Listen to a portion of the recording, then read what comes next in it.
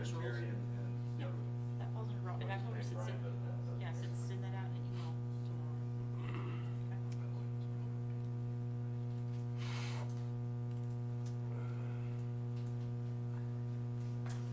Just goes to show how long it's been since we've had a meeting. I don't remember how to run it. Grizzly Adams, last time we had a clean shave.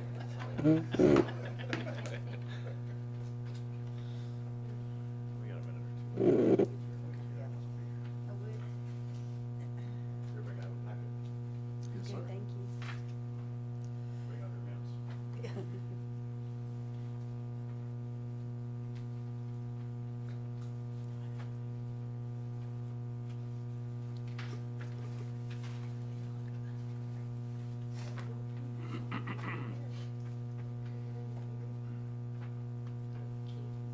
So on the call to order, it still has Greg and Johnny on there, not Mike, myself, and Wayne on there.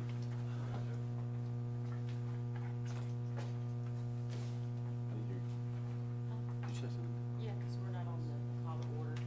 I gotcha.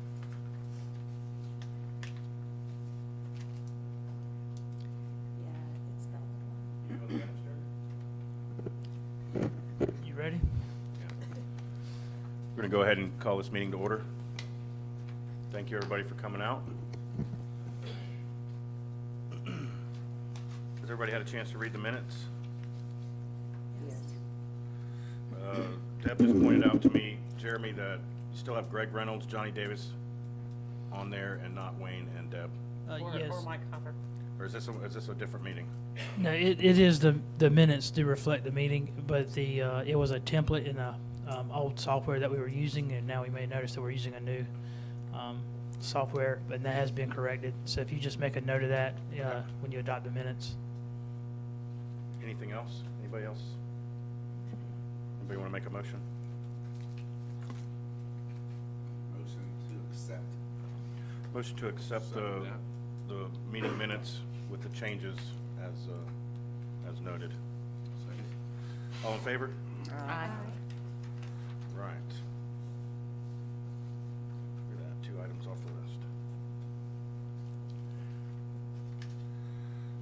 All right, staff report on recent council meetings. Mr. Parvin? Chairman, Commissioners, we did have a council meeting this past Tuesday night, but we didn't have any planning items on there per se, but we did have the Allen Greenway. It's a 1.2 mile trail that goes from Mike Chapel Park all the way to Alabama, so a good portion of the backside of the island. So that's something we've been working on for about 5 years, and we've just, what we did on Tuesday night was council approved the lowest responsible bidder, which is Civil Works is the contractor, and we also had to go back to the Wilmington MPO, Metropolitan Planning Organization, to request some additional funding, and that is for our contingency, and there's DOT administrative fees that we had to ask for. So Wednesday morning, I went to the Technical Coordinating Committee, which is with the MPO, and the resolutions were approved there. They will go to the Advisory Committee, which Gary Deach is on that committee. They will be approved. Pretty sure they're going to be approved there as well. And then it'll go back to council November 14th. DOT again, December 6th, we'll have a meeting for their final approval. So we're looking at having the trail under construction early January. And that's about a 6-month project. So we're hoping early summer we'll have it completed. Awesome. Keith, I think we're supposed to have roll call too. Jeremy? Is it necessary? Yes, I can go ahead and do that. Keith That would- Blumendahl, Present. Deb LeCompte, Present. Mike Hopper, Present. Jerry Kennedy, Present. Wayne Rouse, Present. Mary Grady, Present. Nan Toppin. Present. That wasn't on my instruction list, by the way. Anything else, Mr. Parvin? And we also, that's one of the projects that we are working on. There's another one that we're hopefully gonna be going to bid, I'm looking at Mary because she's always wanting to update on. I want is- it on record. Is Cape Fear Boulevard, the multi-use path there. We've got a few comments back, but nothing big, so I'm hoping we're gonna be ready to go to bid next week on that project as well, To finish it out. to finish out that trail. I'll wait it out. Yes, sir.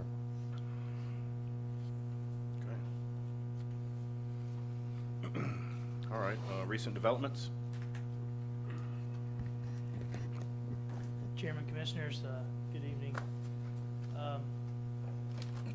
And if you bear with us, and we'll try to get some of those kinks out. We are in the process of a lot of transition within the department. You might as well- Abby Lorenzo is not here. She accepted a position with the Wilmington MPO's transportation planner. And then also our code enforcement officer who retired, Mark Hewitt, our MPA fellowship intern, was set to take that position, but he got offered another position to become Pender County's first floodplain administrator. So he took that. And then, as you may know, that Brenda Butler's on medical leave. So we're trying to fill some positions, and hopefully we'll have them filled very soon. And so I want to just kind of hit on some of the highlights. That's what's been happening. We've received several business registrations, and especially for this time of year. One is actually a permit for Bryant Real Estate, located at 1230 North Lake Park Boulevard. This was the site of Marshall Gardens, which they actually, we're going to try to move into that building, but just because it was some of the code to be compliant, they ended up choosing to remove the building, and now they're going to build a new structure seen here at the bottom with a real estate office. A new business going in where Zacky's Grill was is a Soul Flavor Kitchen and Bar. Also, we've received a site plan for St. Paul's Methodist Church that was came before this board as a conditional use permit. So it looks like they're moving forward with their multi-purpose building addition. Also, the Dollar General, they're on the verge of opening up within the next 2 weeks. And right beside them, we got a permit for Sherwin-Williams to build. Standalone building. Standalone. Nice. We also received a permit for Carolina Smokehouse. It's a barbecue located where the old yoga studio was on the boardwalk. The Big Apple Bakery has closed, but there will be another bakery, Biscuits and Bakery, located there. And also, we got permit for the upfit for Squeeze In Steakhouse, which is an appropriate name because it probably will be kind of tight in that building. But they completely removed the second story of that structure. So it's just now going to be one floor.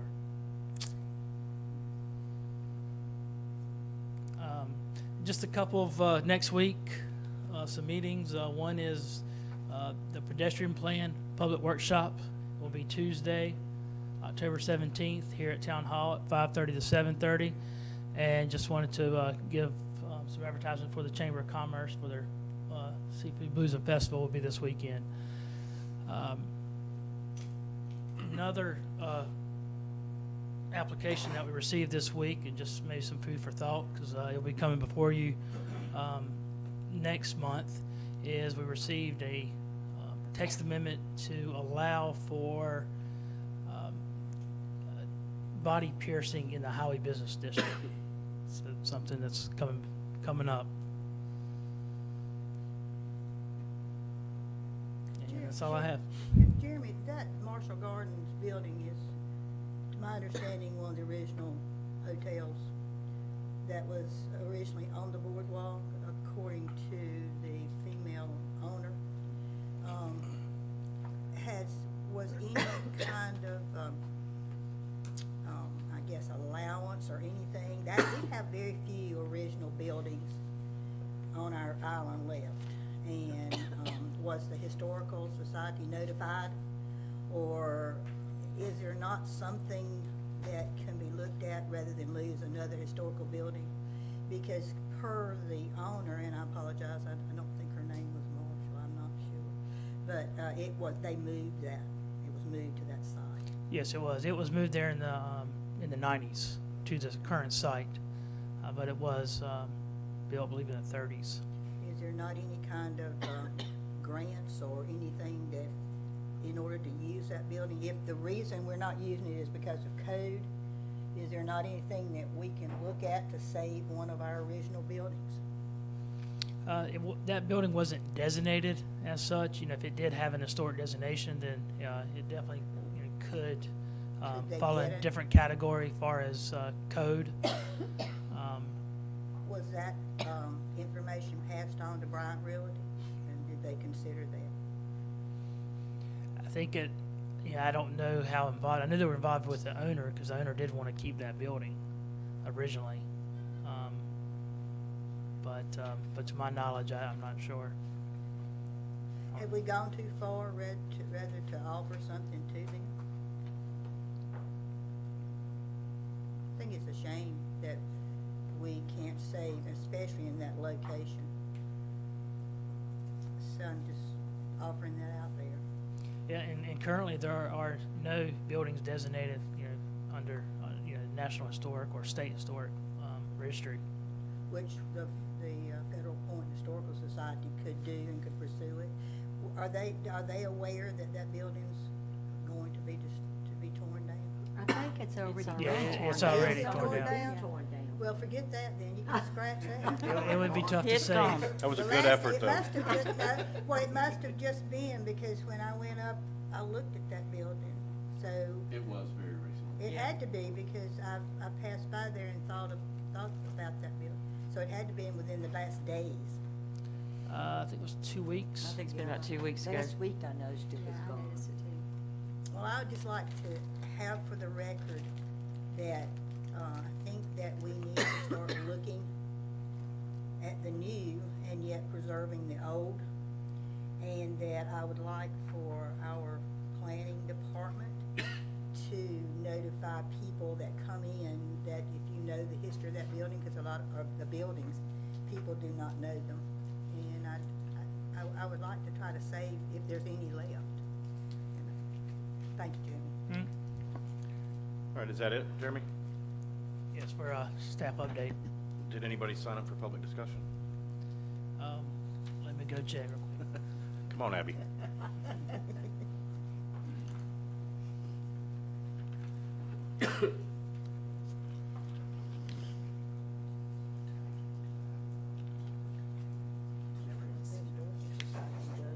But they put plaques on houses, and that's how they got, but you go down and you see them. They're not national, but federal, but they put plaques up over so many years, and they still don't go down. But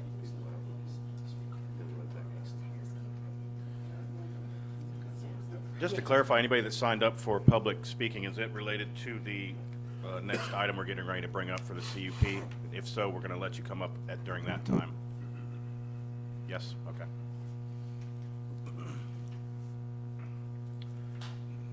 All right.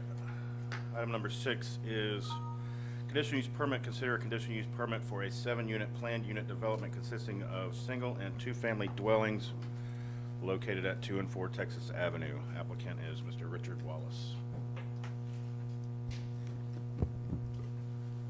And, Chairman, anybody who wants to speak would need to be sworn in. Do we need to do that now? Yes. Anybody that's going to be speaking needs to come up and be sworn in, please, including the applicant or its representatives. But not everybody, right? The public doesn't have to be sworn in, right? They do? Got it, okay.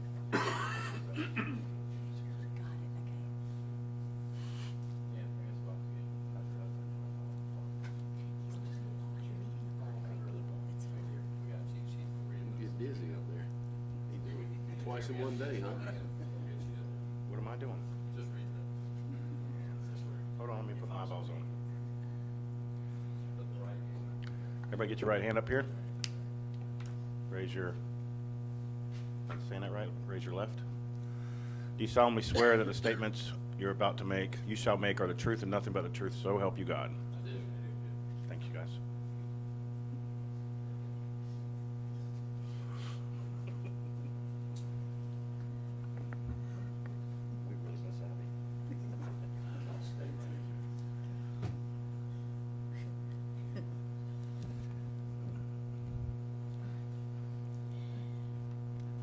Chairman, Commissioners. For you is a conditional use permit for a planned unit development off of 2 and 4 Texas Avenue for oceanfront home or lot for 3 single-family homes and 2 two-unit townhomes. And this is what the single-family home rendering would be, and this is for the townhome. Here's just a picture of what the lot looks like today. Prior uses of this property, there was at one time it's like 7 units were on this property. It's consists of mentioned 2 parcels. There is a easement connecting to 2 Texas Avenue, which was landlocked for where this house sits. So there was an existing easement, and at one time there were 3 driveway cuts off of Texas Avenue. Over the past couple of years, they have moved 3 houses off this property. Shown here, one was a duplex, and they had demoed the rest of the dwellings that were there. And actually, 2 of them, they just moved here on the island. This is off Blanche Avenue, but these were the 2 original homes that were on that property. And one of them they moved off of the island over the bridge. Here's a survey of the property showing the landlocked lot here with the 10-foot access easement. This will be going away, and the 2 lots will need to be recombined for the project. That would the total lot consists of, for both of them, is 30,000 square feet. And the development line for oceanfront property, it encroaches excuse me, approximately 30 feet onto the property, whereas essentially it's the build-to line. Allowable uses in the multi-family zoning district, which this is located, is 2-family, multi-family, planned unit development, which this project classifies as, and a single family. And actually, the planned unit developments are the only one that requires a conditional use permit. The density in this area is 17 units per acre. Based off the size of this lot, it would actually yield 12 units. The applicant's only proposing 7 units, but if anyone proposed and they could meet all the other zoning requirements as far as setbacks and parking, they could do 12 units permitted by right, which means it wouldn't even need to come for a public hearing. But the multifamily zoning district starts at the lake on the ocean side and all the way down to the Curry Beach line on Alabama Avenue. And there are several multifamily properties in this area. Here's the proposed plan showing the 3 single-family dwellings and the 2 two-unit townhomes. There also will be a pool. They will proposing access off of Texas Avenue, 24-foot drive aisle located here.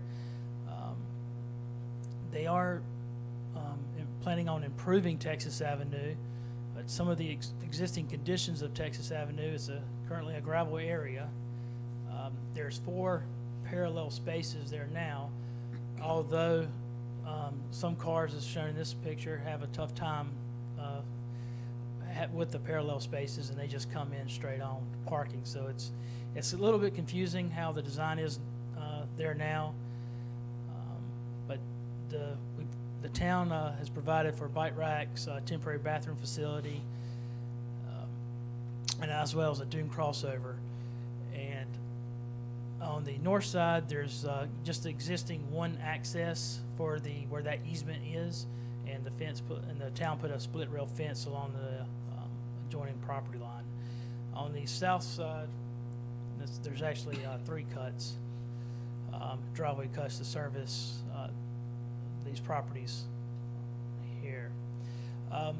There's 7 specific standards that the applicant must make provisions for in order to approve the conditional use permit. One is ingress and egress to the property.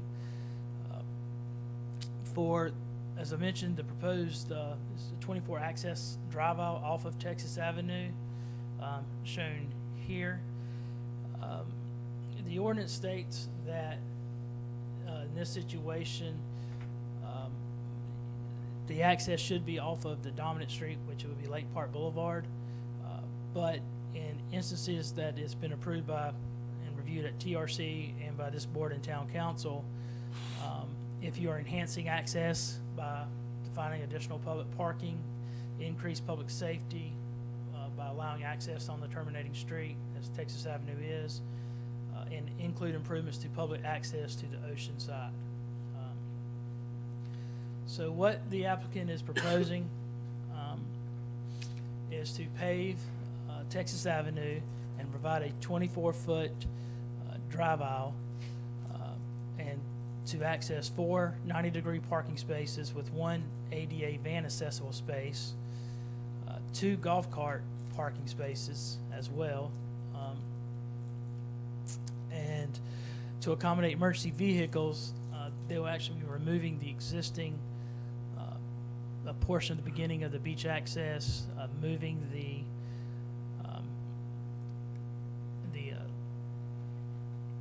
bathroom and the trash cans and the bike rack, and they'll be locating it closer at the end of where this handicap access space is. And what that would do is actually they're moving everything back where you can see kind of where this picture of the gravel area will be added, because right now the parking spaces end right here, about where the house oceanfront home here starts. They also will be improving the preferred pedestrian access to the beach by installing a crosswalk along Lake Park Boulevard. So hopefully it'll be easier to cross, much like there is one on Alabama and Ocean Boulevard in this area. There will be a 4-foot sidewalk leading from that crosswalk to the beach access. There's also a 4-foot sidewalk butting the property along Lake Park Boulevard.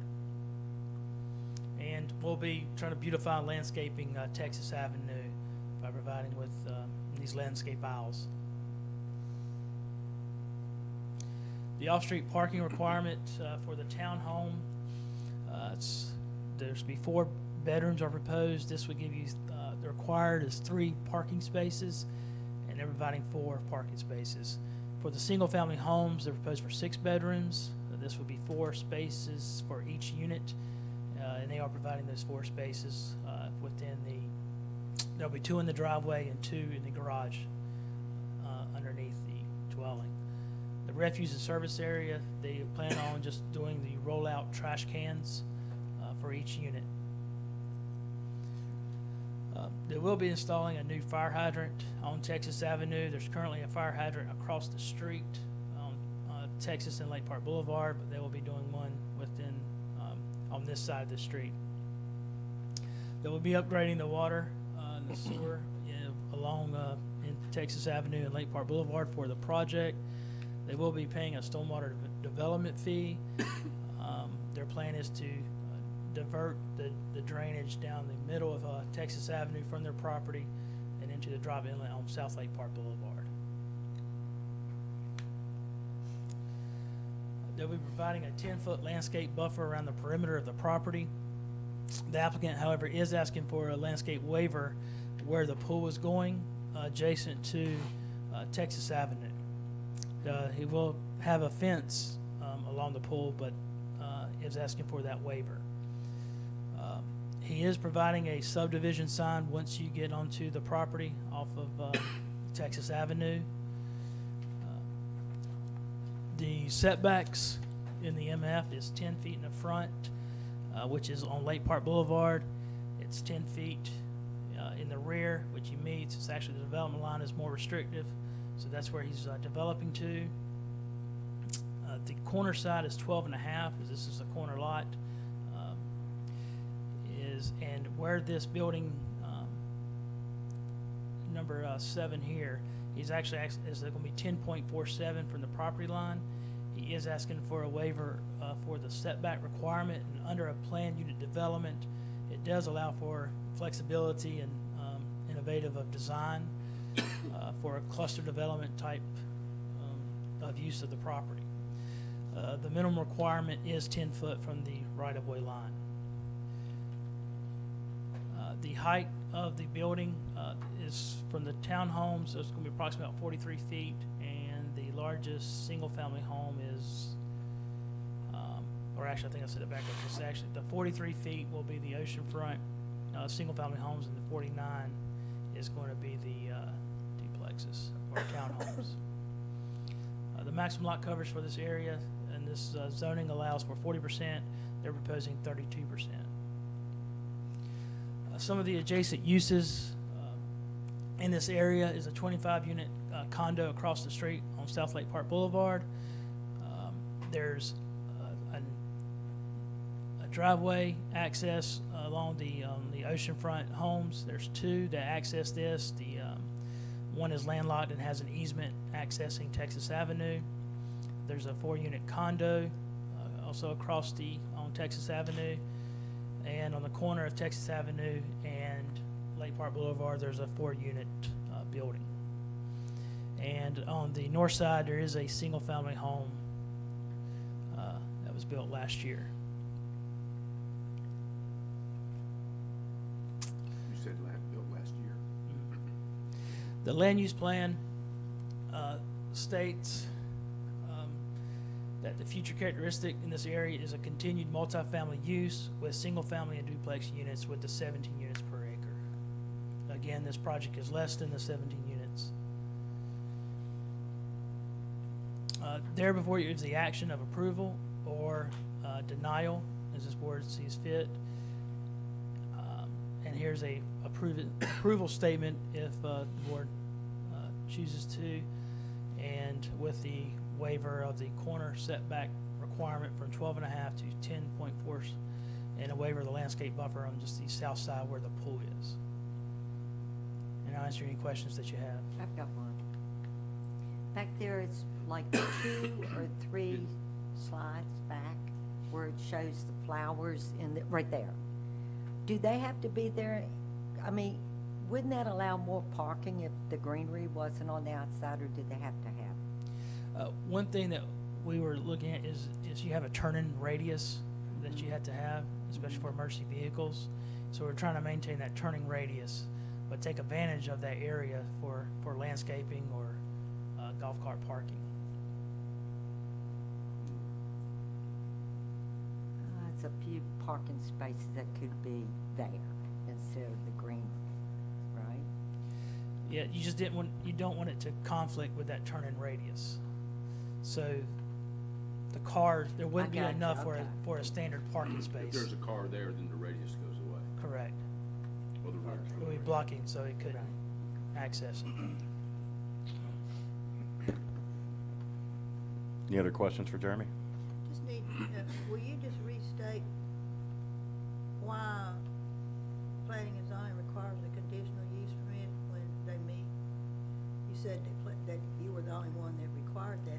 Will you restate that again? Is that? The ordinance requires for any planned unit development within town for a conditional use permit. Although this area does allow for multifamily, but because essentially there's more than one building on a property, it kicks it into a planned unit development, which is a conditional use permit. For any. For any district that allows for planned unit development. There's some just Okay. districts, And just single family only, that don't allow for planned unit developments. And we're trying to reduce conditional use permits, correct? We can look at that land use plan. Yeah. Thank you, Jeremy. I just. This is under the threshold of where they would have had to do their own stormwater plan, I take it. There's not a requirement from the state or from the town. We just did adopt a new stormwater ordinance, and it does not require them to put in a stormwater system. It actually requires them to pay a stormwater fee. Okay.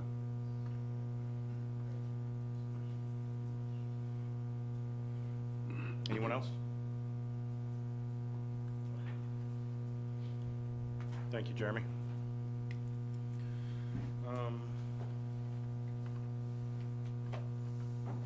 All right, this time we're going to open the public hearing.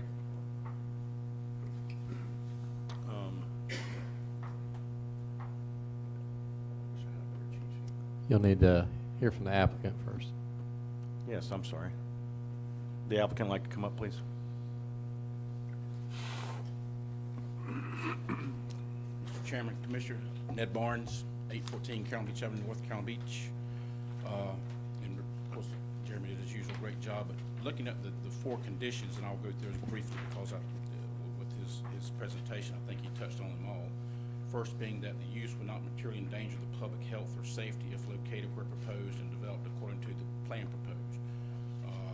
I think in this situation, and as Jeremy pointed out, I think with what the applicant is proposing, it will actually enhance the public safety with the sidewalk that they plan to install, with the paving of Texas Avenue, with the construction of the crosswalk for folks to access the public access. I think all those things will actually enhance the safety of the area once those items are completed, and they will be in several of the things were not required by the town. It's just they offer to do it, the crosswalk, the sidewalk, things of that nature, just to enhance the area. Second, that the use meets all required conditions and specifications. Well, as Jeremy again stated, it meets all the required conditions and specifications. Again, they are asking for that slight variance for the corner lot from 12.5 to 10.47. And where the pool area is, they're asking that that the buffer be waived as relates to just that area. And of course, they're required by code to have the fence there anyway, which they intend to do to meet the code requirements of New Hanover County and the town. The use will not substantially injure the value of adjoining or abutting property. Once again, as Jeremy pointed out with the slides, it fits right in with what's currently there. You have Casa de Playa, which is to the west of it. You have single-family, multifamily to the east, to the south, and of course, you've got obviously the ocean to the east. I should have said north and south.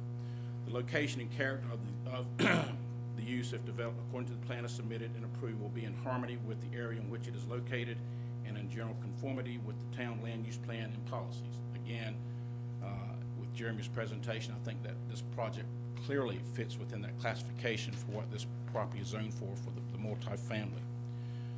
I'd also like to point out, once again, as Jeremy stated, the applicant has spent a great deal of time with the engineering firm looking at this property and how to build and I think most of you know Mr. Wallace. He's been a builder here for quite a while, has a vested interest in this community, and they want to build a very nice development here. If their desire was solely to maximize the profit of the use of this property, then of course they would come in and put the 12 units in. In this case, they've looked at it, they've searched the market, and again, they're going with 7 units instead of 12. They think that's the best suit and applicability for this project. You'll have the 4 parking spaces for each unit. They're going to, as I say, install the crosswalk across Lake Park Boulevard, which I think is greatly going to enhance the safety of all those trying to access the public access there.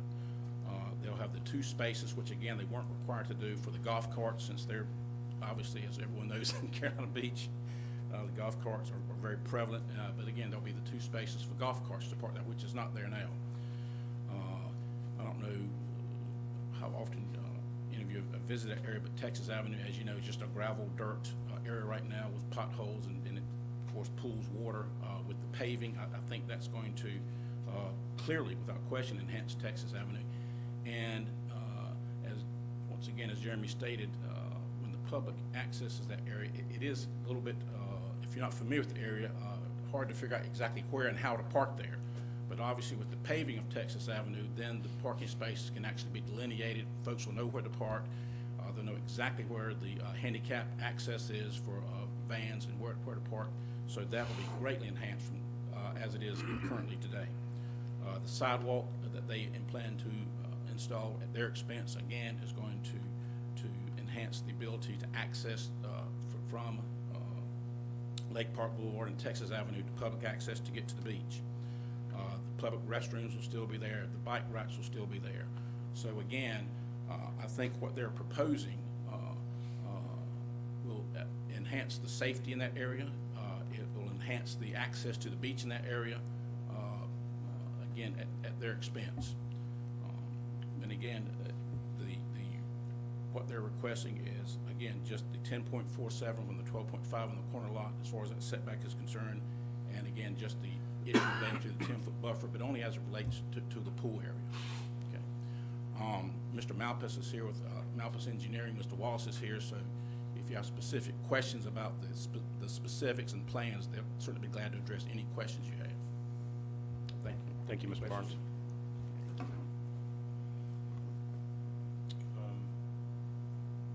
Now we open the public discussion, correct? Open the public hearing. Anybody like to come up and speak for this project? In favor of it? Please state your name and address for the record. Mr. Lashley. Name's Lonnie Lashley, and I live in Carolina Beach. I think I know most of you. And first of all, I'd like to thank you for volunteering for this committee. How are you, Ed? How are you, Jeremy? It's been a while since I've seen all of you. I was asked by a group of Casa Playa, Dela Playa, excuse me. There's about 14 or 18 of us here. They may have some questions. I have a few questions. We're not here to propose against this at all. As far as I'm concerned, I'm for it. I've been waiting for something to be built across from us. It will probably be a nice building project, okay, Mr. Wallace. Height. How high is this going to be? That's one main question I had. And I didn't hear that during this presentation, Jeremy. And what is the limit height across the street? So the maximum height is 50 feet, 50 feet, and okay. the largest, I guess, dwelling will be approximately 49 feet. Number of lots, some of this is already, it's 2 lots. We had heard it was 3, but it's 2 lots. If you were wanting to subdivide this property, you could subdivide it into 3 50-foot sections. But currently how 50 by it's 100, the normal building lots? correct, but currently how it's laid out is it's 2 lots. 2 lots, okay. Interest, Texas Avenue, Lake Park Boulevard. So the question I have, how are we going to get to these 3 dwellings? Is it off Texas or is it off Lake Park Boulevard? Or is it both? It's off Texas Avenue. I have a hard time looking. I'm 75 It's off years Texas old. I Avenue. go They that have one road, driveway probably cut. would tell me what- pardon? On Texas Avenue, they have one driveway cut for all 7 units. One driveway. Yes. On Texas. I'm not sure that's probably the best thing to do, okay. Swimming pool. The swimming pool is up front on Lake Park. I would, I'm not sure that's a safety device, quite frankly, coming right off of Lake Park Boulevard. That road has a lot of people on bikes, skateboards, young kids. I'd hate to see at midnight some night, someone jump over the fence. Very easily, maybe, to get to that at that location. Please consider that. Parking lot is, and I'm assuming they're going to pay for the pavement of that parking lot? Correct. Correct. Right now, okay. Which would be fine. Yes, we're tired of the dust coming over where we live, of course. Let's see what else I have. 40% of the building lot, you said now it's going to only be, they're asking for 32% instead of the 40%? That is what they're proposing, yes, sir. So that's something that has to be approved. The maximum coverage. They're using less than the maximum. They're using less, okay, Yes. good, okay. Space between houses, that's something that's been addressed, and it is covered, I believe, or are they asking for a variance on that? They are not. The requirement is 15 feet between structures, and they are meeting that. What is facing Lake Park Boulevard? I'm looking at this and I'm having little problems seeing it. Is there the townhouses front and then there's the multi-resident in behind? So the front of these buildings are going to be off this private drive going into the development. On Lake Park Boulevard, you will see the back of the 4 townhomes. And how far would that be from Lake Park Boulevard? It's going to be 10.5 feet. from their property line. So And it's gonna then be- there'll be a 4-foot sidewalk. So it's roughly about 15, 20 feet from Lake Park Boulevard. So there's 5 feet between the edge of the pavement and their property line. So it's going to be 15 and a half feet. 15 and a half feet, thank you. So, and then it's not going to interfere with our beach access. We're still going to have the parking, which is viable. More parking we can have, we would enjoy, because revenue certainly keeps our taxes down. We want that, of course. So consider that if you can find more parking spaces. And how many actual parking spaces are they going to have on their property? They will have 4 parking spaces per structure. So we're talking about total, how many total parking spaces? Per unit. So, yeah, the per unit. So then, total, they're gonna have 28. Be 28? Wow, that's a lot of parking. Okay, well, that sounds good. Thank you for your time. Does anyone from our group have any questions? Mr. Lashley? Mr. Lashley, I- you have to address to us. I'm sorry. I just. We'll just, ask anybody else if they want to get up. Okay, Yeah. you can do it then. One other thing, I'm surprised that we don't have the flag honored when we first start these meetings. You may want to consider that. That's a good idea. Thank you. That's an excellent idea, Mr. Lashley. Anyone else want to get up and speak for the project? You have to come up and state your name and address for the record and speak in the microphone, please.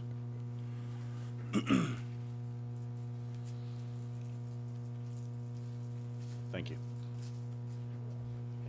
I'm Keith Kehoe. I live at Casa del Playa, 1518 South Lake Park Boulevard. Okay. I think it's a great idea with the sidewalk, because that is definitely a safety issue at that intersection now. With the parking and cars going in and out of that Texas Ave area where the dirt road is now, it's a high traffic area in the summertime.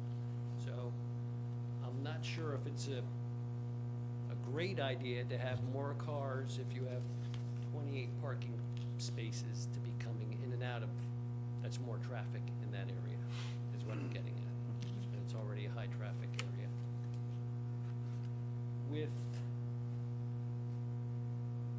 They're not using all of the land, so they're building on like 30%. What I'm trying to get at is, you're asking for a variance. Is it for the far right building? Like the setback, you were saying it was a 12-foot set, 12. 12 and a half. 12 and a half, and you're asking for 10 and a half. 10 and a half. Right. So if that, because that's kind of like our view from Casa del Playa. That, I look at it from my point of view is that foot and a half is kind of, that cuts out a lot of people. And it may only be a foot and a half, but you're asking for a variance to build a structure for our view. So that's a concern for me if they're asking for a variance. Certainly. But I think the safety issue is definitely, and the sidewalk, that's definitely an upgrade. Okay? All right. All right, thank Thank you very you. much. Yes, sir. Come on up and state your name and address for the record. Alvin Pompey, 1518 South Lake Park Boulevard, Carolina Beach, Casa del Playa. Good Thank you. evening. Just to elaborate on what Keith was saying, I'm a little bit concerned because you have cars coming and going out of the parking lot that holds 28 spaces, competing with families that are using the beach access, strollers, handicapped. So are we looking at lanes dedicated to entering and exiting the parking lot, not only of the proposed development, but also the beach access? That's a question.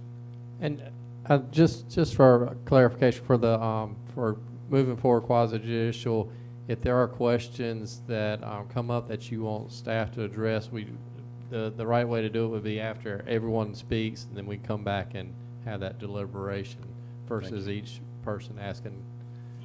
They should be addressing the commission and not staff directly, so. Okay, with that in mind, I just want to express my concern with traffic competing with families. Thank you. Thank you.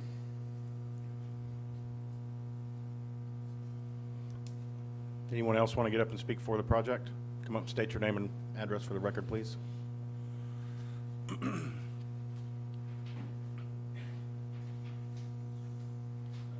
evening. My name is Thirumal Thirupuvanam. I own one of the units at Casa del Playa. And I'm just reiterating the two things, the traffic and the amount of cars coming in and out. That's still a concern. I don't know whether 2 voices are enough or 8 voices are needed, but I'm trying to get that across. Our view is also important. They've really done an excellent job in terms of all the presentation and all.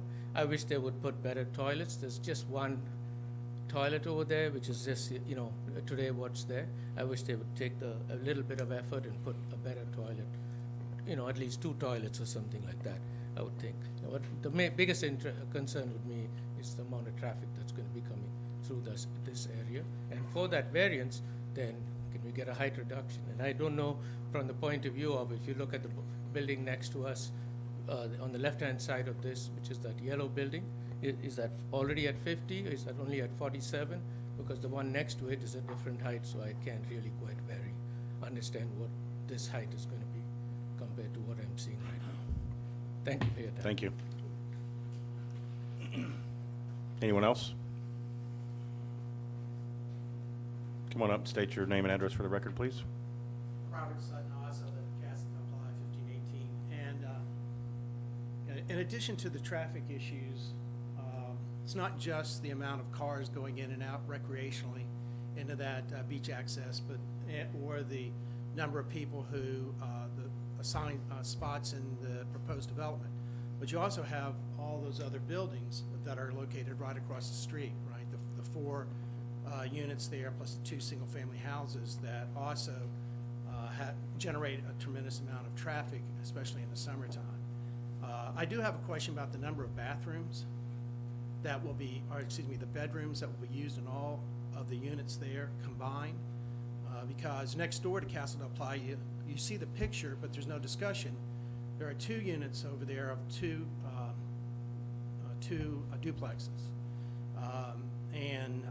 There's a tremendous number of bedrooms in those units. And the number of parking spaces that are provided for those units are not adequate for the number of people that go there in the summer.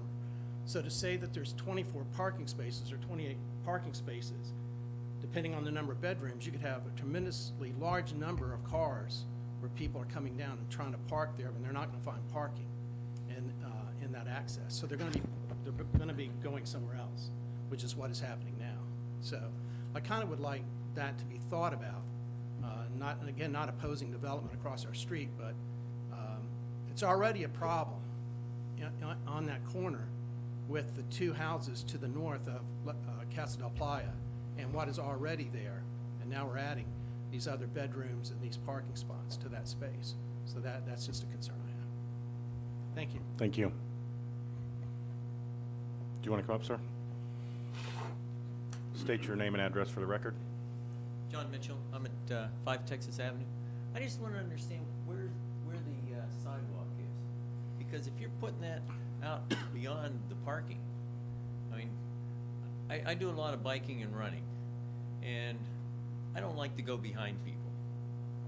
Because if you go behind people, fairly often they don't see you. So where's the sidewalk? He's pointing it out right there for you. So where's parking compared? So parking's you're walking along the thing there, and that's in front of where the cars are. Correct. Shouldn't be any interference with the parking. Correct. Okay. That should be good. Thanks. Thank you. Anyone else? Yes, sir. Chris Saba. I'm at 1514 South Lake Park, and I'm on the other side of the duplex from Casa del Playa. And I think I would just like to reiterate what the gentleman in the flowered shirt said. The reality is that although this looks great on paper and meets zoning requirements, those requirements are grossly under what is the reality of what's going on. I put up with 12 to 15 cars next to me at the duplex to the right of me, and slightly less most weekends to the left of me. You know, 4 parking spots are required, and they are provided in these drawings, but that's not the reality of what's gonna be out there. What's gonna be out there is there's gonna be a dozen cars per unit, so you've got 7 units, and, you know, what are we gonna have, 40, 50, 60 cars out there trying to find parking? And then are they gonna take the public access parking spots and be willing to pay for it? And now we have no place for anyone else to park. You know, there's a lot of traffic concerns going on. This looks pretty on paper, and I get it. I'm not here to say I'm losing my view and they shouldn't build.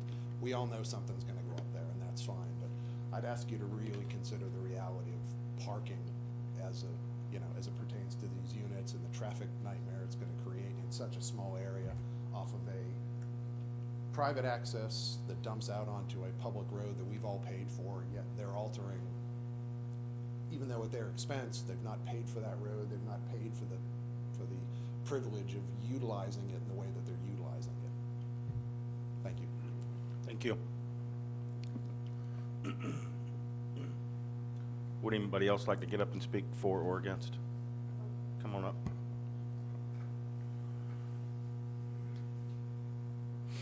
State your name and address for the record. Linda Lashley, 1518 South Lake Park. Just a simple question. What would preclude their having access from Lake Park Boulevard? Why not have 2 accesses? Because that is quite a bit coming in and out. You're going to have a sidewalk going over there, and you're going to have all the cars coming out there. So I think you ought to consider at least an additional access. Thank you. Thank you. Anyone else? Yes, sir. Come on up. My name is Richard Wallace. I'm proposing the development. I live at 801 North Carolina Avenue. I think a lot of the concern about safety is a valid concern, and that was really paramount in what we try to do. We work closely with public safety, the fire department, and the planners and the utility department to make sure that what went in met all their requirements. And that's why you see the large curvature possibly on the islands. One of the concerns that the fire chief had was, hey, if we've got a fire there, how are we going to get in, how are we going to get out? And so that's why there's only one entrance, because if we had 2 entrances, they wouldn't have enough room to turn around. So the sidewalk issue and the crosswalk, living in the communities I do, I think one of the best things that we've done recently in the town is to put the crosswalks in place, because we do get a lot of traffic in the summertime. The visitors are anxious to get to the beach. The kids are anxious to get to the beach. And they've got a lot of gear. Everybody wants to get there. And sometimes the people who live on the island, as well as a number of visitors, aren't very polite, and they don't stop for these people. So the crosswalk will encourage them to do that. And the sidewalk being located behind the parking, I think is going to delineate where the people walk, as opposed to just kind of meandering through the gravel parking lot that they do now, headed toward the overwalk. They'll be directed and forced to stay on that sidewalk, because the crosswalk will terminate right into the sidewalk, and then across our private drive there, we're going to have a crosswalk also designated.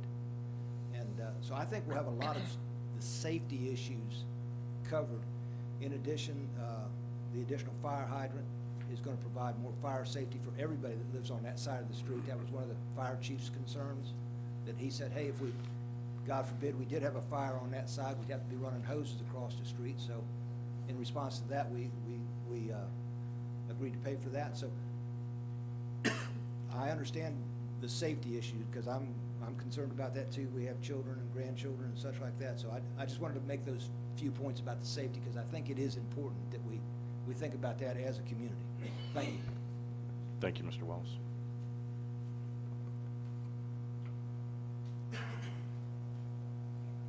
Jesse Connor, 5 Texas Avenue. Where exactly, what public parking is gonna be there, and how many slots for the public parking? Does anyone know? Again, you addressed your questions to the commission, then we can We can answer bring them that- I as, can answer that we can after I answer it now close. if we want. I mean, it's on the screen, but. There's 4 spots right there, which is the same as they have now. Okay. Plus, There's plus 2 absolutely- golf cart spots. It's already a disaster the way it is now. I live right there. When a car comes in, if one car wants to turn around, it creates a bottleneck. There's all these other cars. Well, it's not, for one, it's not properly identified. You can see how that car's parking? That happens all the time. All the time, and it's ridiculous. I've complained several times. There's plenty of people that have complained, and it happens constantly, and it never gets dealt with. But if you think that you're gonna be able to put 4 parking spaces right back in that spot when you have a whole new drive going back in there with those 7 units, and that's 28 potentially 28 cars parking back in there. There's already so much parking from my spot, Texas Avenue. There's 2, 4, 6, there's 8 people there. There's potentially 4 cars at the Purple House. There's potentially 4 cars at the Beachcomber. You're talking about people trying to back out of their driveways, and they have a right to access their own driveways, mind you.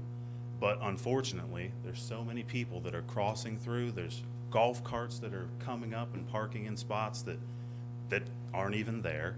Bicyclers, you know, they go and they put their bicycles there. It's just so much traffic right now.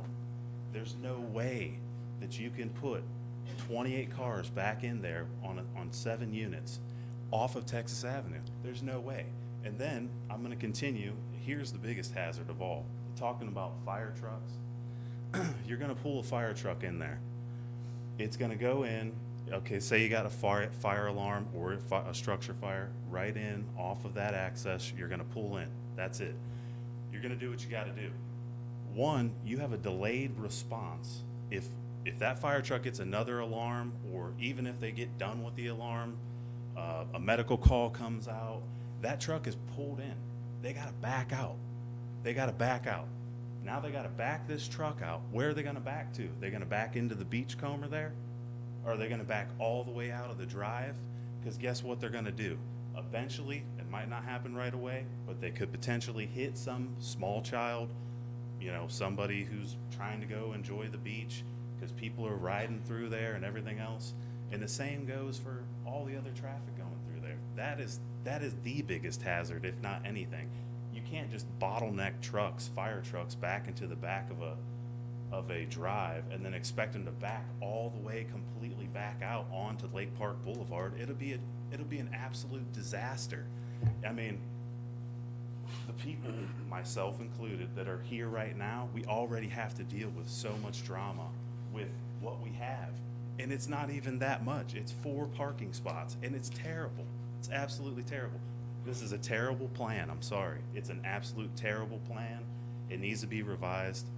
And no offense to this gentleman here, he owns the property. He has every right to build what he wants to build, and that's fine. But when you, 1, create a hazard, and 2, I mean, it's just inconvenient for everybody. It's absolutely inconvenient for everybody. I'm trying to think if there's anything else I can think of, but those are the 2 major things right there. But what's the vegetation and things like that? I have a question about that. That's terrible as it is. That's hard to pull out. If there's going to be a fence or you know, a pool and all these things, I can't see over that now. I can't see over that. How am I going to see past fencing and everything else? It's just, there's too many, in my opinion, there's too many units in too small of a space. That place, what you're looking at, this driveway right here, and I have pictures of it. If a full-size diesel pickup truck pulls in there, which had happened on Labor Day weekend, and I called because I had about a 12-foot space to drive through while kids and people are dragging coolers and going through, are walking behind this truck, and I'm trying to pull out of my house just to get out onto the street. I mean, there's no way, if that's gonna shrink, there's no way we're gonna have so much bottlenecking and traffic in there, it's gonna be terrible. This has to be looked at from a safety issue, and I really hope you guys do your due diligence and look into this, because it's way too much parking, and the fire truck thing that's a disaster waiting to happen. Thank you. Thank you. Anyone else? Justin Bishop, address is 5345 Livingston Chapel Road, Delco, North Carolina. Project engineer for this site. Is it possible to put the site plan back up so I can point out a few things when I talk? Regarding the fire access, we work directly with the fire department or fire emergency services here, and with Texas Avenue and the drive aisle from our private drive, that creates a T hammerhead turnaround, which meets fire code, for North Carolina Fire Code Appendix, and the radius is, I believe it's 28-foot radiuses, but on the drive aisles meets that requirement that the fire services requested. And then also regarding the existing planter island that's out near the entrance, that will be going away. Matter of fact, with getting permits from DOT, they'd indicated that yes, that planter island as is in violation of the site triangles, where you can't have any plantings and obstructions from 30 inches above ground to 10 feet above ground to be able to see that site distance. And so any landscaping that would be done would meet that, where there wouldn't be any obstruction between 30 inches above ground to 10 feet above ground, so that you could see in the site distance area. And then also Texas Avenue is a town road, so it would be a public road, and the drive aisle, once we construct it, would be a 24-foot drive aisle, which is the standard typical minimum depth of a drive aisle located. If there's 90-degree parking on it, you have to have at least 24 feet of drive aisle width for a car to be able to back out. So their car can back out of the proposed spaces, then they'd be also able to back out of any adjacent properties to the south that have driveways onto that Texas Avenue as well. Thank you. Thank you. Anybody else?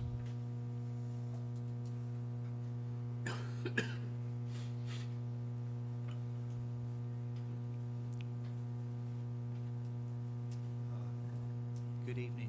My name is Jim C. I also live at, or have a place at, it's our second home, at 5 Texas, along with John, who was up here earlier. And it's the 4 condo unit, and Jesse, who you just heard from, who, by the way, I'll mention Jesse's a volunteer firefighter.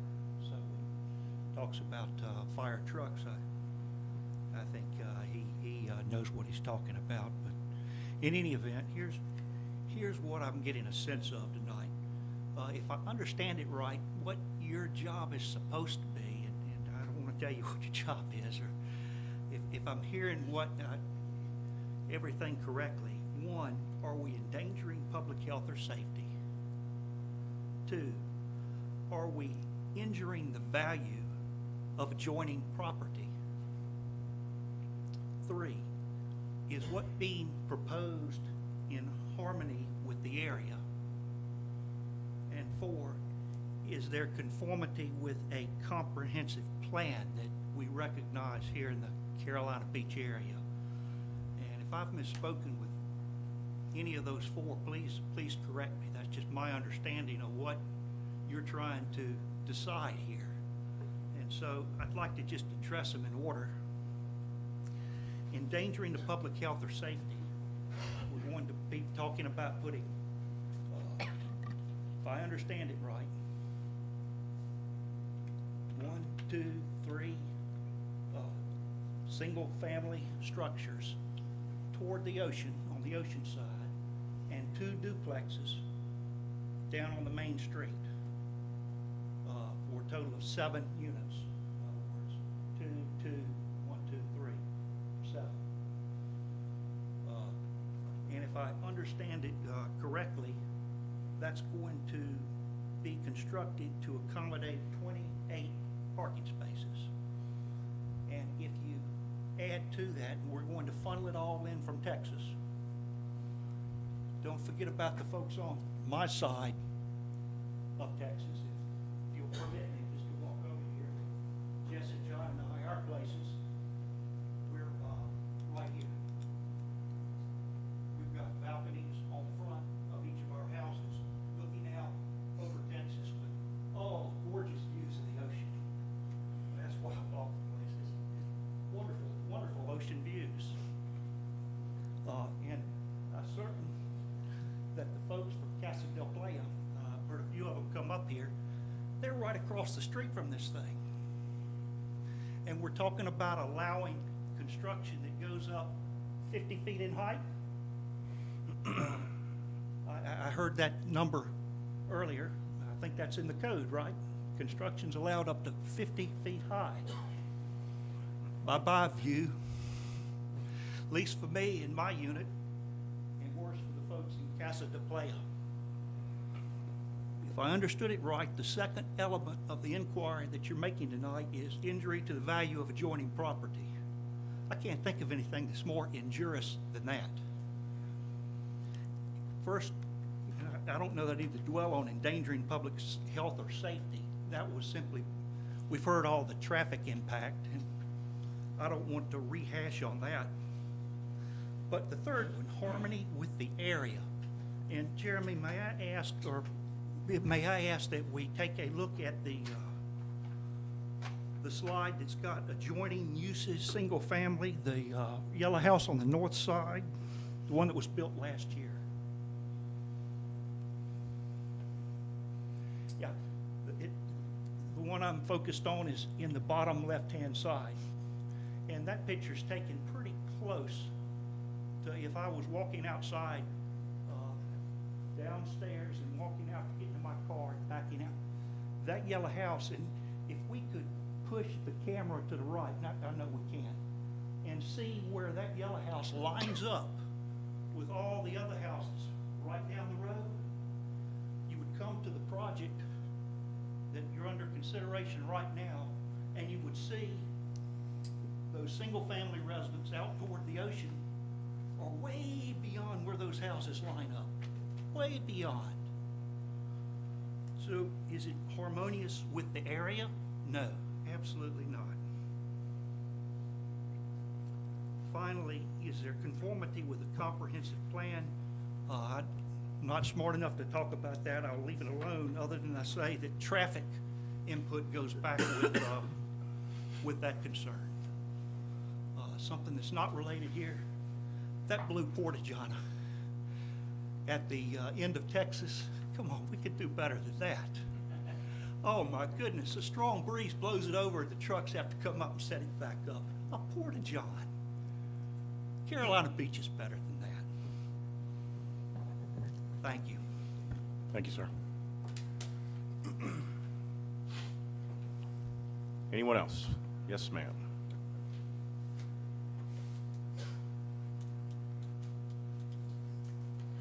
Good evening. Debbie Thirupavanam, 1518 South Lake Park Boulevard. I have to agree with the last gentleman. I think if you look north of Lake Park Boulevard, you don't see any other little cluster developments on that side of the road. They're larger single-family homes. This is going to create a huge traffic issue. And I think if you all take a drive out and just see the amount of space that's actually there and what they're considering putting on the lot, you might all agree. And I wonder if, and I don't mean to be disrespectful. Up here, ma'am. Up here, ma'am. Towards us. I just wonder if these gentlemen have gone out in the middle of summer on a holiday weekend and sat there and watched the number of people, families with little children, with wagons full of stuff, coming from 6, 7 rows back. We've got duplexes all the way behind us. So we've got tons of people that are coming and accessing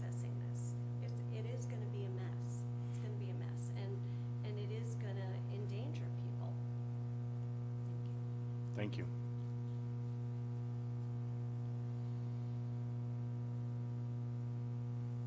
Anybody else? Going once? Nope. We'll make a motion that we close the public hearing. I get a second? Second. All in favor? Aye. Aye. All right. Mr. Chairman? Yes, ma'am. Before we start talking about the project itself, I'd just like to make an observation. I appreciate everybody who's come here tonight, and one of the things that I've taken note of is a lot of people came here to learn about the project. And so there's no question a tremendous amount of time and effort went into developing this plan. But I feel like there was a critical step that was missed, and that's sitting down with the neighbors and just helping them understand the project. And there's still time to do that. So what I would just ask is before this goes to council, no matter where we end up tonight, before this goes to council, I think it would be a great step for you to hold a meeting and invite the people from the neighboring homes and the neighboring buildings, and just sit down and talk with them and make sure their questions are answered. Because it seems like there's a lot of people that just don't really understand the project, and it's really important for them to understand. So that's just a suggestion. Thank you, Commissioner Toppin. Keith, I have a question. It would go to Ed or Go ahead. regarding a cutout on Lake Park. That's not allowed because it's of taxes, just like over here on Lake Park. Because it's a correct? state road. A state road. They would have to get a DOT driveway Permission. permit. Okay, that's what I thought. And how tall would the fence be around the pool? No, 10 feet? like, that's not the 8 height of feet? the fence. That's The whatever minimum- code requires is 4 Yeah. foot, I believe. Is it 8? The minimum requirement is 4 foot, the maximum is 6 foot. I thought in here somewhere it said they were gonna. It's gonna be provide 10 a foot pool. from the sidewalk Okay. to the pool. Is it time for me to ask the question of Jeremy? Sure. Okay. Jeremy, Texas Avenue right now is a beach access. We have beach accesses, we have dead-end streets on every block.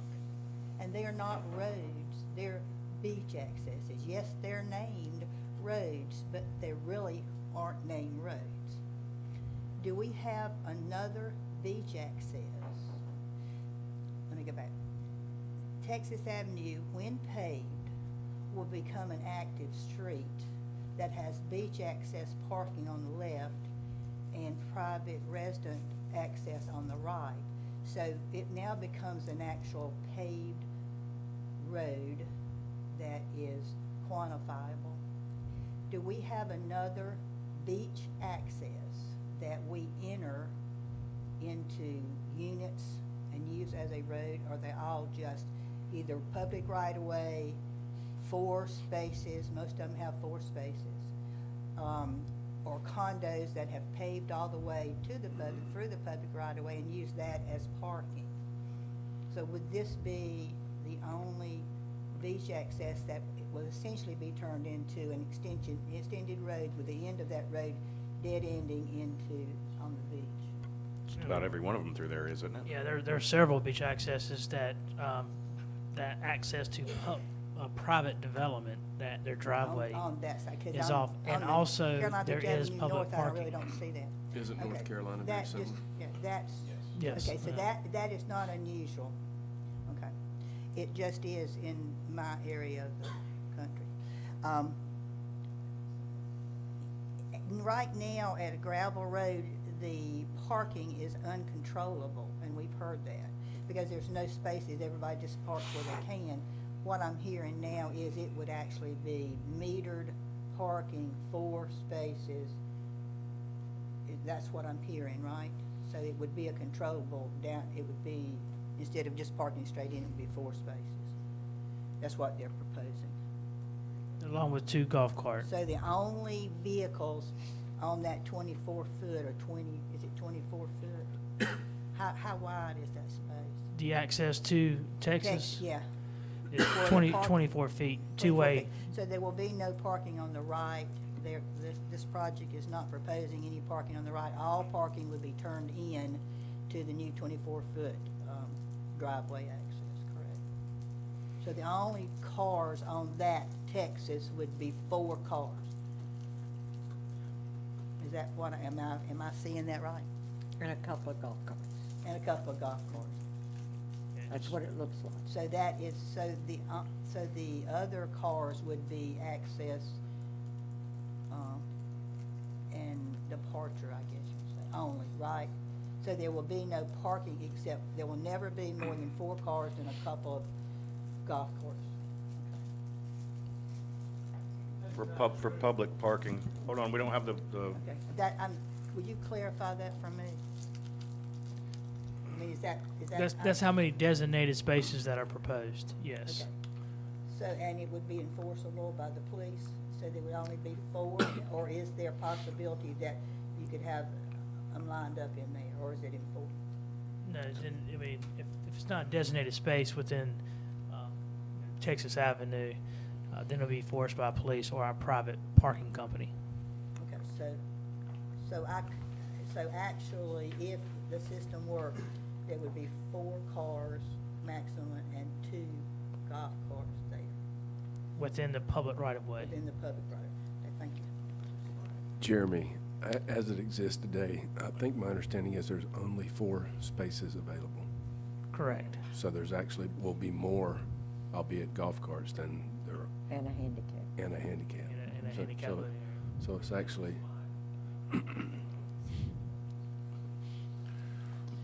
I rode down there today. There's 4 meters. metered spots, okay? The parking is very poor because it is parallel, and it's hard to, I actually saw people trying to figure out how to park while I was parked in one of the spaces myself. I think if you put paving it and putting lineage in there so people can actually know where they're supposed to park will be a huge asset for that particular beach access. So that, as far as the parking, they're already metered. They're already Yeah, metered down there. So. We Could did you- it the same way. Could it also be limited to compact cars so that the trucks aren't so huge where they couldn't turn around? or- trucks don't get to go to the beach. No, y'all stay at home. I'll get in my golf cart. Okay, yeah. Any other questions for Ed or Jeremy? Before we get into our own discussion? Anybody? How would, just out of curiosity, if they were proposing this with one access onto Lake Park, would DOT be all right with that?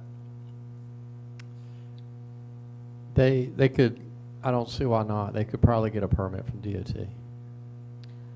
There is a curb cut at 2 Texas, because I saw that today too. There's already a curb cut there. There. Okay, I'm not implying they should, I was just curious if DOT would let it fly. Because I know that they like impact.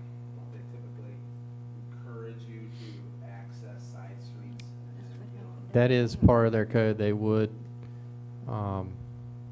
prefer you access off the side road. We had a project a couple months ago at council, and planning and zoning saw it too, for a commercial development, and they could not get access off Lake Park. They had to use the side road. one more question, Jeremy. If the applicant were to, had never come up with this plan and just wanted to maximize, and I think you started by saying the applicant wouldn't necessarily have to be here if we weren't making a few PUD. If he chose 17 units, which he has a right to do, if he follows all the setbacks, versus 12, would the parking, an understanding anything on the ocean front, they're going to want to maximize what they put there.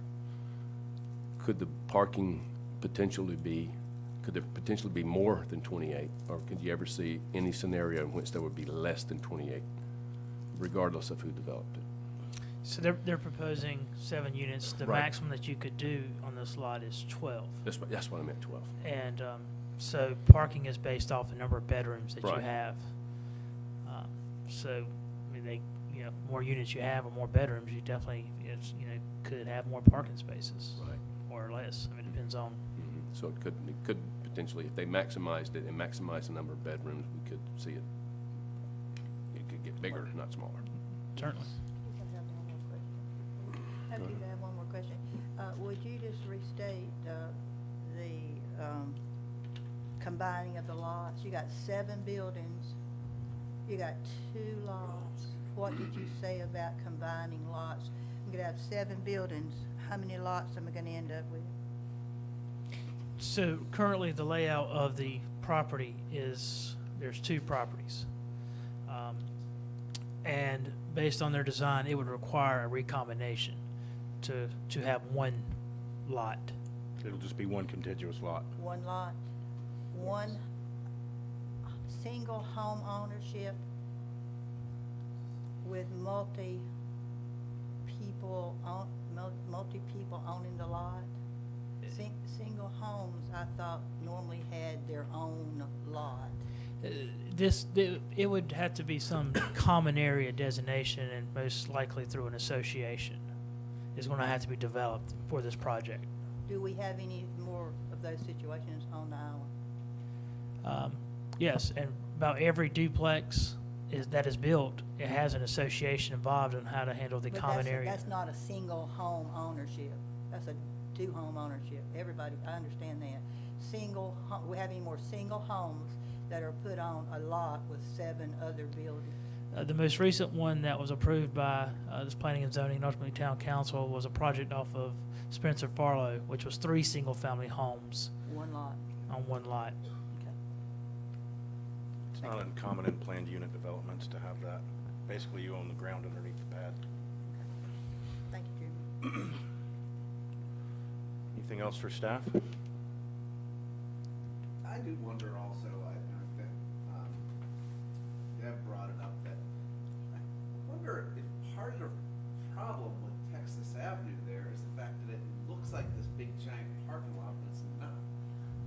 But perhaps What- something like this would make that better. What's the width of that You know right what away? you're getting into when you pull So, into town. so approximately you got it's 50-foot It's a 50-foot width, right-of-way. and you got 150 approximately feet deep that Front you're to working back. with.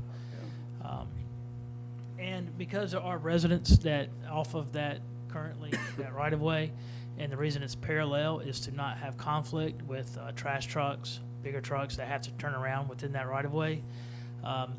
This design does give the ability for fire trucks and trash trucks to pull into the private drive and back out to a designated emergency lane that will be marked on Texas Avenue. And this is how Chief Griffin wanted it to be, the hammerhead. This was his recommendation, yes.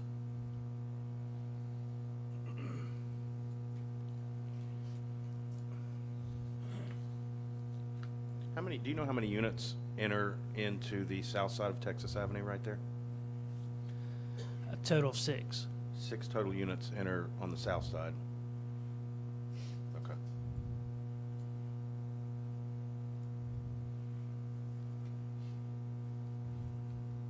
Anybody else for Jeremy or Ed?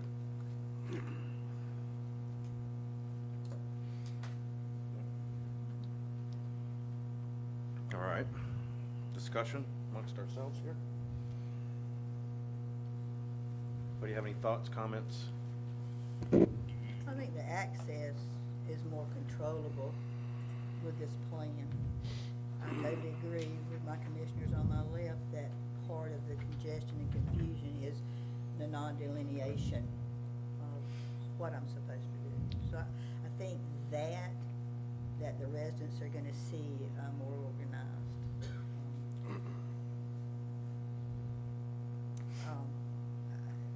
20, and we're gonna know 24 cars, right? 4 times 28 7, parking 28 spaces, cars. yeah. We're going into the one access.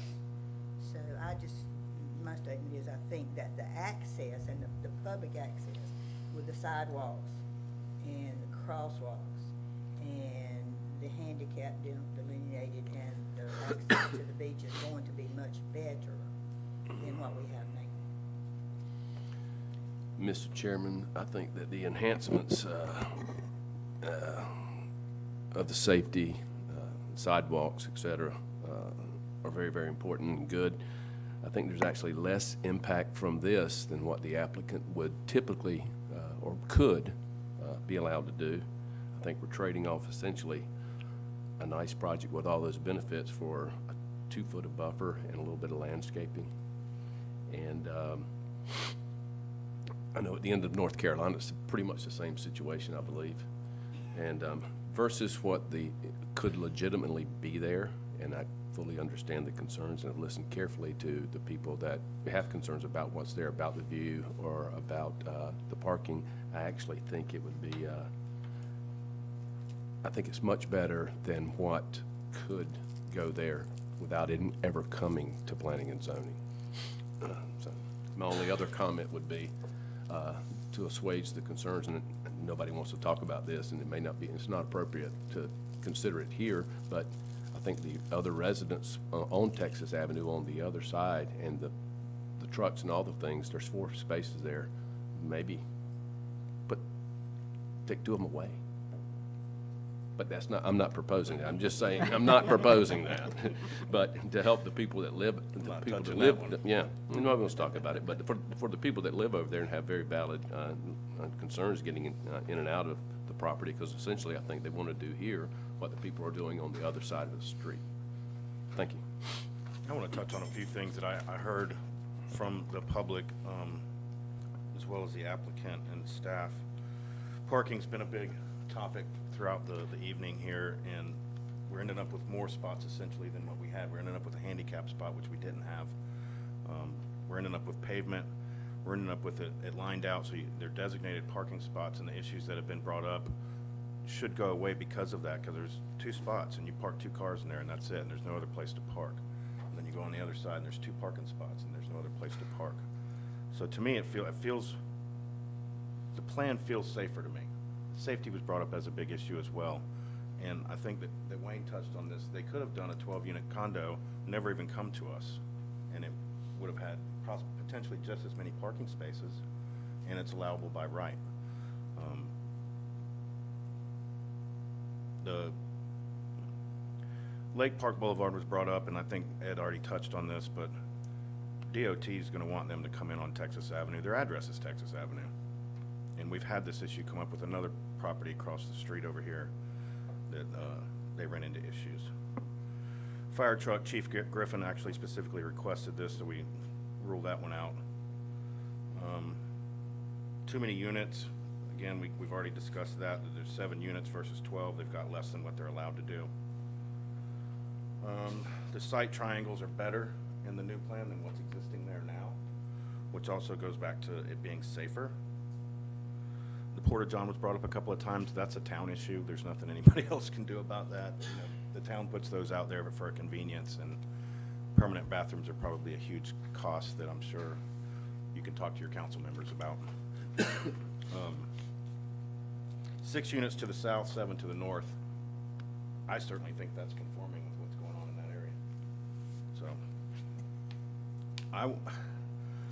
nobody's brought it up yet, but waiving the 12.5-foot corner on unit 7 to 10.5 feet, and waiving the landscape buffer, and I have not heard one comment about that yet, so I'm curious, other than Wayne bringing it up. I personally think it's a good trade-off for what he's offering to do versus what could be there. It's also not uncommon in planned unit developments to get stuff like that. And I think with the pool being there, the landscape buffer is a no-brainer to me. And it's going to be nice. Looking at it, it's going to be nice. Yeah. Those are the comments that I had from the notes that I wrote down during public comment. I'm sure you took a lot of notes. Well, I have a question, and I don't know if this is even a reasonable concern. I understand the need to pave that lot, and I appreciate that it brings delineation.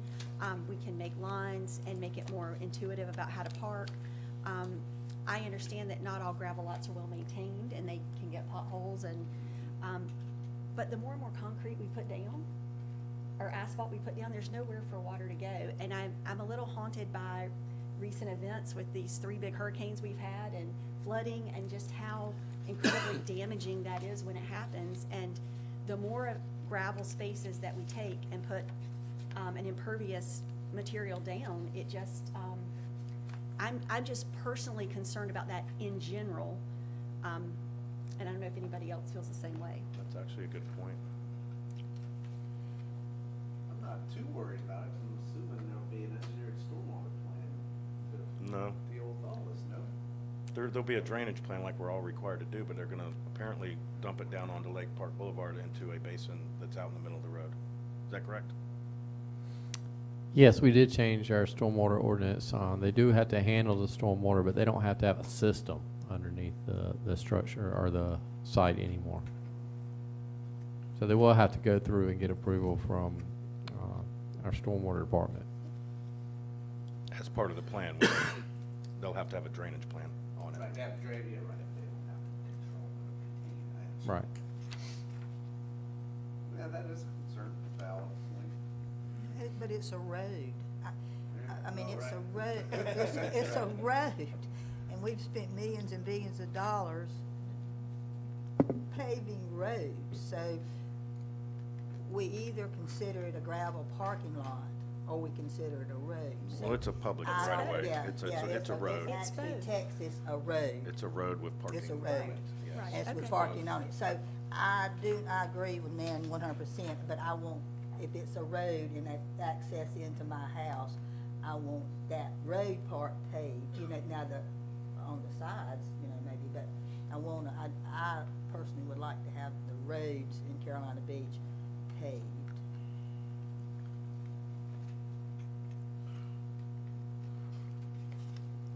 I thought there was something in this packet about, and I apologize, I can't find it, about addressing the bathrooms. When the, in the plan, about, the plan was to put the landscaping, to designate the parking lots, to put the sidewalk.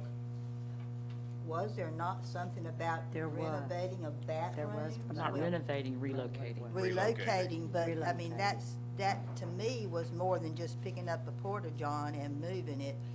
What is the intent of the applicant? What would you consider relocating?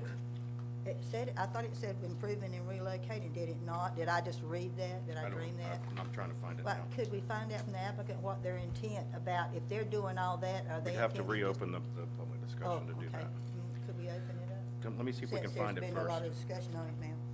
But while you're looking for it, Mr. Chairman. Yes. I would just like to offer that wherever we end up tonight, I agree it's out of scope to suggest an improvement for a public bathroom, but two people told us that, and I'd like to ask that feedback, Yeah. let's not count on these people to do it. They've already shared the feedback with us, so let's make sure we share the feedback with the council, please. Can we do that? It's in our minutes, put it in our minutes, Sure, make sure it's yes, in our ma'am. minutes. And there was a request at all our beach accesses to provide more for public facilities. So there is an investment if you had, a permanent bathroom facility. Sure. And we're also dealing with the flood zone, and we have to elevate it, then you have to provide it to be Ramp. ADA and a ramp. So there are some issues with that. So the alternative to that was, well, we will put something, we will have a temporary bathroom facility. Now, there are things that, Temporary bathroom. now, there's things that, maybe you could use some screening or some, maybe, something that could be more visual pleasing. Or anchor it so it doesn't blow over every time there's a storm. Again, it's not the purpose of the conversation tonight. I would just appreciate it if we shared the feedback because it was shared with us. All right. Any other discussion? Comments, questions, rants, raves? I'm sure it'll be a good project. He Anybody, really does a nice job. Anybody want to entertain making a motion? Only last comment. Come on, I Mike. would make. He does it every time. I'm gonna start calling him last word, Well, Mike. only that, it's a shame there's nowhere to make that 4-foot wide sidewalk wider, but I don't think it's possible in the parameters, so I guess. 4 foot's a pretty standard width I'd sidewalk. rather, know, I'd but rather take the money and build Beach a bathroom access, instead of making people one. are lugging so much stuff, but get crowded quick. Oh, I did have one quick question. On that crosswalk for Lake Park Boulevard, is that gonna be one with the sign where you can push the button for traffic to stop?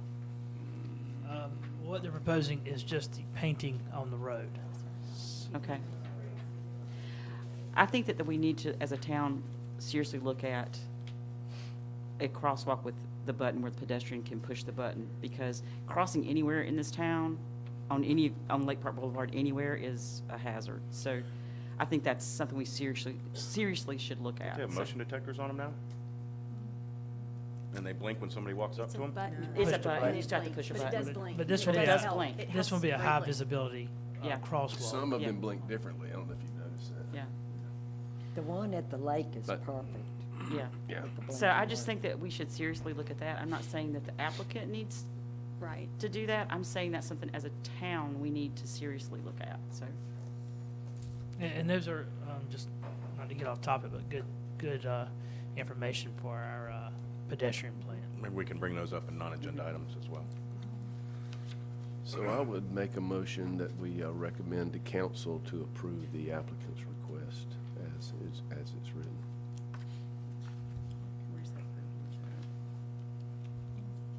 You need a second?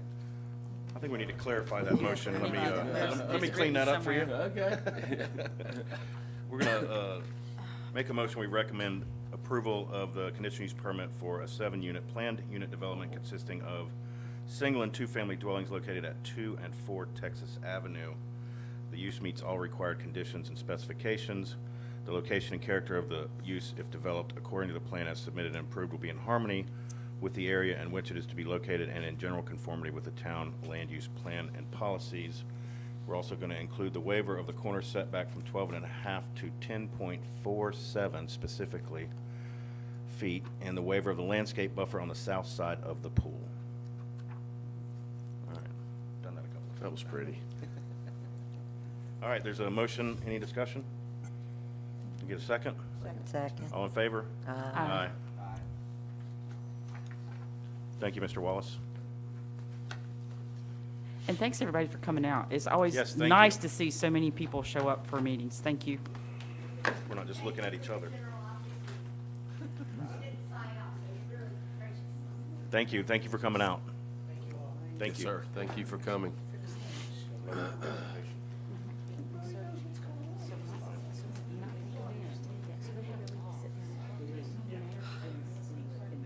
Absolutely.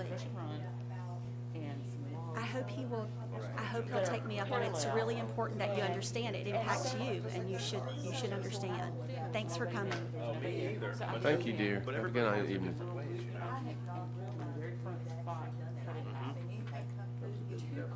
You weren't on the board when Johnny's thing came through a couple of years ago, and he built that project on Even though I was already. Okay, Parallel. hold on, we're still in a meeting here. Sorry. I'm trying to find my... We're having our own discussion, don't All we? right, so what's next on the list? I can't find my agenda. Is it non-agenda items? Non-agenda item. Yes. Excuse me. So non-agenda Yes, it is. items?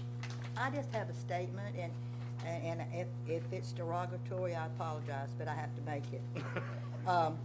I mean, I have to make it because I missed the meeting last month, and it was very apparent sitting by yourself watching us.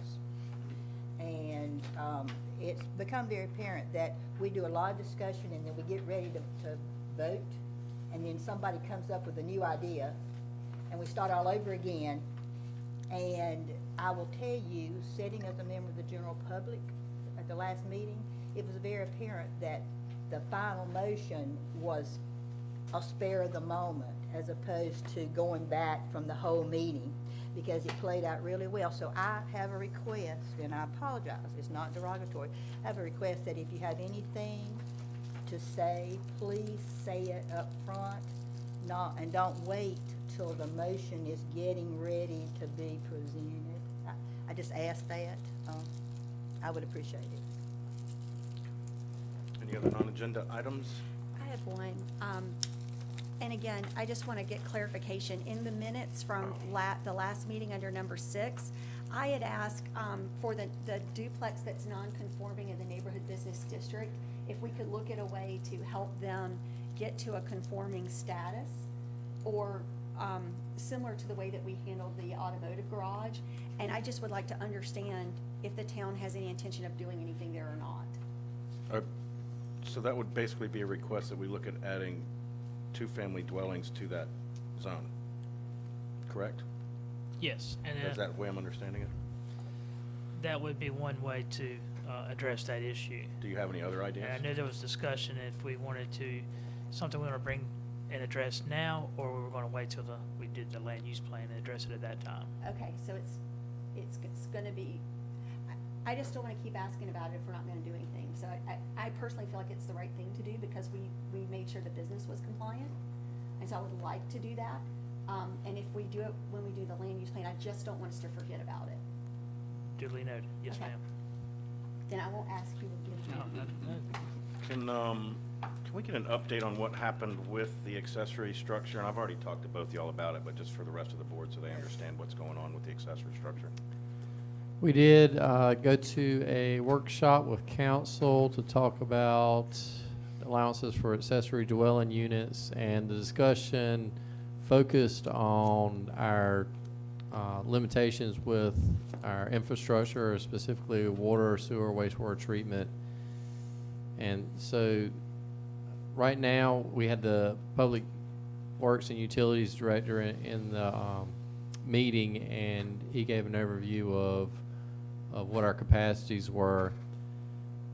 And we're looking at now going back and starting what would typically be a phase one of your land use plan. So we've already started working on that with our GIS's administrator, Gigi, if some of y'all know Gigi, is to look at all of our zoning districts and determine how many lots are in each zoning district, what's the max density for those lots, how many vacant lots are in those areas.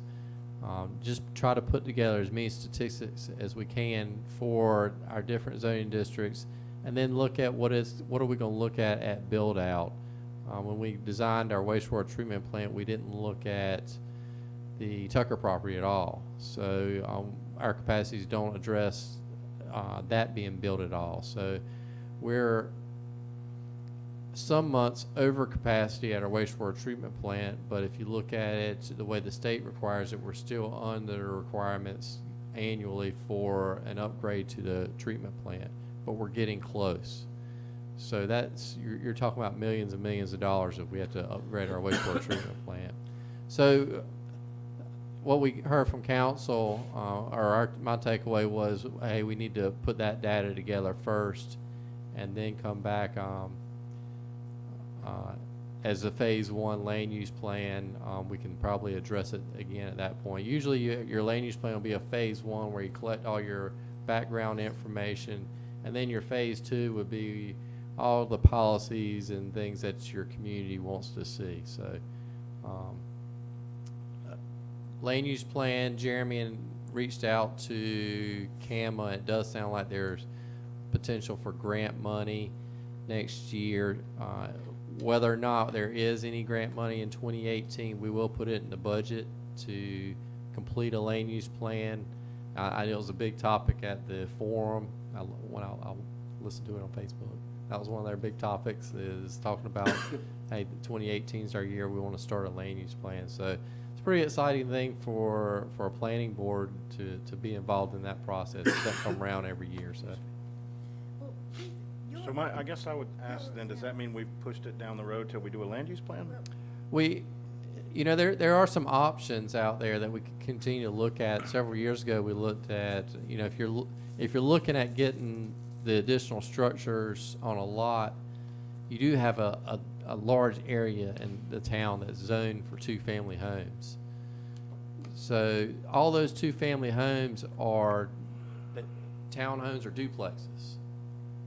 And we don't allow a single family with an accessory dwelling unit, but that's the same density. So I think we could look at something like that now, and it wouldn't be a addition to. I would rather bring it back now for people like Mr. Barber that's trying to build his pool house, or other people that may have some other issues with it that didn't go as far as we did with the allowing people to stay in them and all that kind of stuff. I think.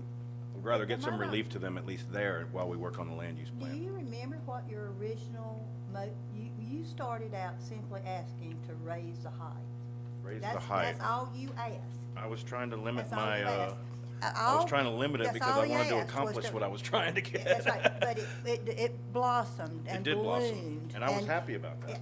Yes, but I'm sort of like Keith.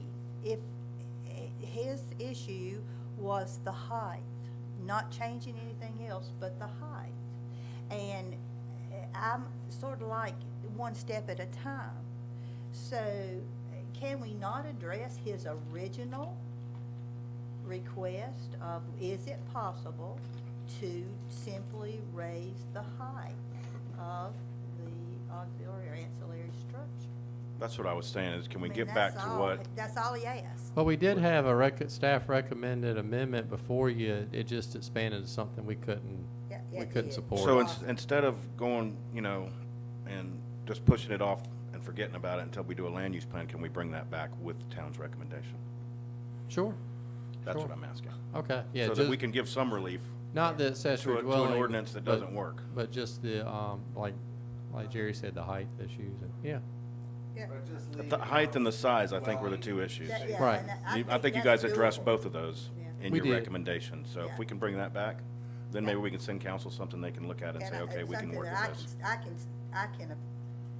can support. I can't support this thing that grew a life of its own, and it did. So. I still support it. But I certainly support one step at a I time. also like food trucks. And so how do we do that? Keith, would you? Just asked them to do it, didn't I? Yes, we Yes. can bring that Can you back. bring that back next month? As you guys recommended before? Is that possible? Let's see, November, November 9th is the next regular scheduled meeting. yeah, we could do that. And the other thing I have is I have to support Nan on, we sat here and listened to people that did not understand the project, did not totally understand the project. And I'm wondering, as I stated about the building that we lost, that I didn't know it was gone, is there any way within the guidelines that you cannot force someone to do, but to make sure these people, as they present plans to us, maybe are diligent in informing, or as Nan said, doing some stuff that would have saved a lot of this out there tonight. And we I don't probably think we can't- can force them to do that, can No, we? but I'm thinking, is there anything It'd be a in the smart builder if he guidelines did. that's- Yeah. You know, that says, you know, recommendations of how to do something, or go, best practices or something, because it would have saved, they might not even had to come tonight. I don't know, but it would be nice, seem like instead of, because it's twice that's happened. well, and they get to come back in front of council now that they understand the Yeah. project too.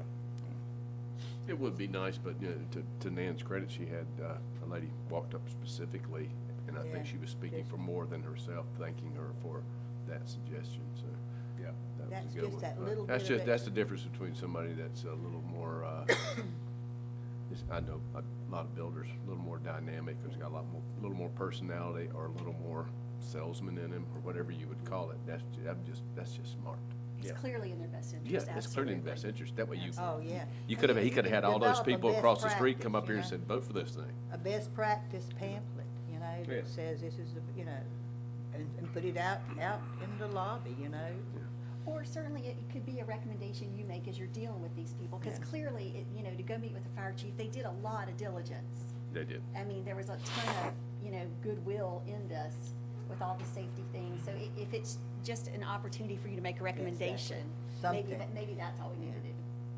Yeah. Yeah, agreed. Any other non-agenda items? Yes, thanks, Jerry, for the peppermints.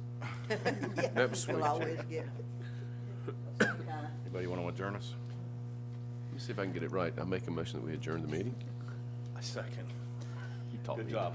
Thank you. All right, meeting adjourned.